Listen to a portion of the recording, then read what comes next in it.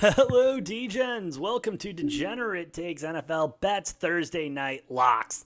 I, of course, am the Brofect1 AJ. Joining me, as always, is the man with the numbers, sportsbook whisperer, college basketball guru, daddy of the diamond. All hail the king of the links, Mr. Noah Engelbretson. Noah, how the hell you doing, bub? I'm doing great. I'm doing great, AJ. We got all four sports running full steam now, Yes. so can't be happier. Hey, the sports equinox is in full force, and it goes all the way starting Thursday night, especially. Noah, we got another, how do I say, shitty matchup on primetime Thursday night football. That being the New Orleans Saints going to visit the Arizona Cardinals. Spread, you got the Cardinals -2 at home, total 43 and a half.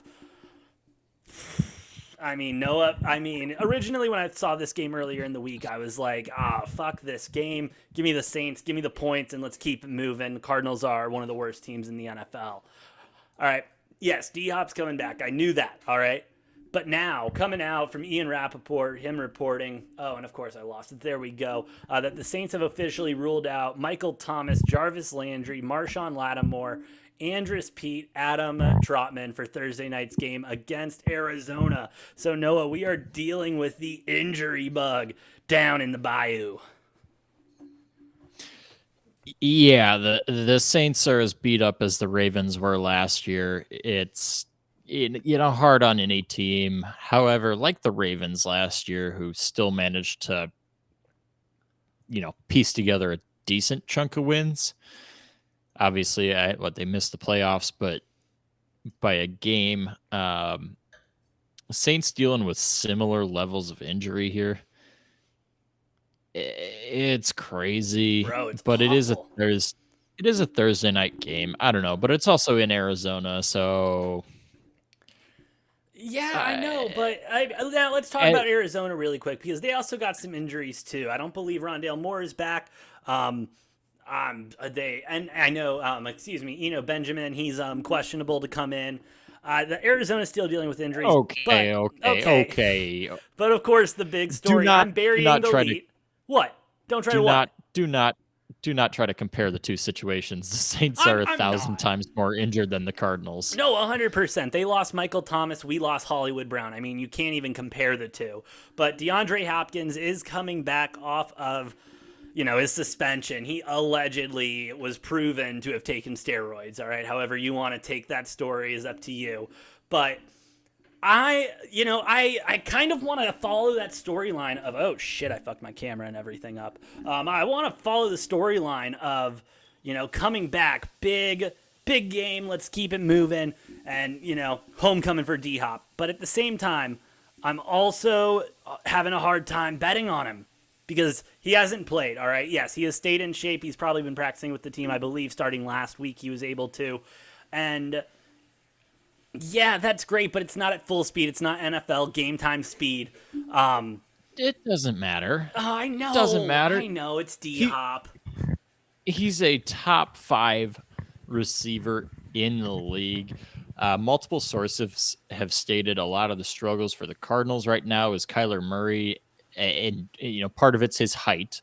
Yeah, That um, because of his height and being stuck in the pocket a lot, he doesn't have a receiver that he can throw a 50-50 jump ball to and count on, which D Hop provides that. Now, I don't know what the final stat line is going to look like, but I would be willing to bet that D Hop gets over 10 targets, and ooh, that okay.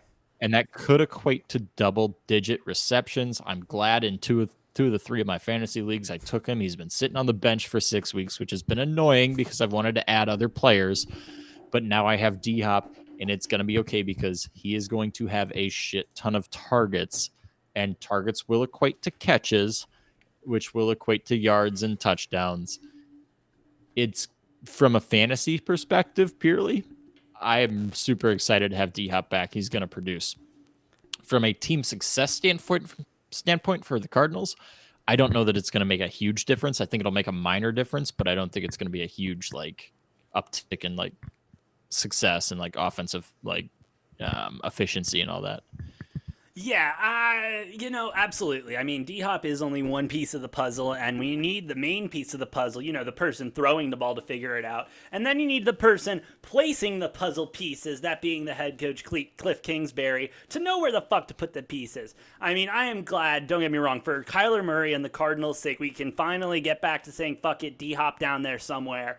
And just seeing him go up for a ball, make amazing catches, be on Most every Monday night. I mean, he's just going to go back to doing D-Hop things. I'm with you on that. I'm taking him over 61 and a half receiving yards. I think it's a good line, but I do think he's going to be targeted. And the Cardinals haven't had that stretch receiver. You know what I mean? They haven't had that guy that's been able to move the defense, completely shift, and we're finally going to get that big play guy back because Hollywood Brown just wasn't cutting it. Hope he gets better fast, sooner rather than later, of course. Noah, I mean, I think we've talked about the game enough. Let's get into our picks. What do you got?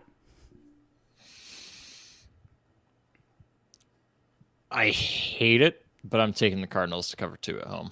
Dude, same. I'm taking the Cardinals. I'm taking the 2. After I was on this show this Monday, saying, don't ever let me bet on the Cardinals. They're a terrible team. They can't win, blah, blah, blah. And yet here I am. It's the only option. I mean, with the Saints being as injured as they are, I'm not expecting that offense to do much. However, I am taking Taysom Hill anytime touchdown because why not? I don't hate that. I don't hate it either. I don't hate that. You're getting it at pretty good value at plus 180. So, I mean, it's not too bad. It's going to depend a lot on, we don't know if Jameis is playing yet or not. If he does, I think we see less Taysom Hill usage. Although that also doesn't seem to depend on the starting quarterback. It seems to be a week-by-week thing. Yeah. Obviously, Taysom Hill going bonkers 2 weeks ago with that 4 rushing touchdowns. And then hardly getting used last week. It's all a scheme thing, I think, depending on who they're playing. I wish I knew enough of the technicalities of when they do and don't use Taysom Hill to be able to predict that. I don't. So depending on what the Cardinals defense is given, I don't know. We might see a lot of Taysom Hill. We might see hardly any Taysom Hill. And, he's such a wild card. I'm also taking D-Hop anytime touchdown. If he's going to have a homecoming, he's going to get a touchdown. They're going to be looking for him in the end zone to get that 50-50 ball. Give me that. And with over 61.5 and Cardinals minus 2.5, you got a nice little same game parlay plus 1751. Take it to the cash counter. I mean, the Cardinals, it's so much of a lock, it's starting to scare me, honestly. And I will say the public is still kind of split when it comes to the money, with 46%, 54% of the money on the Cardinals, 46% on the Saints. You got 66% of the bet, though. And the line has stayed at 2.5, depending on the book you're at, moving from 3. So the book feels good about the line.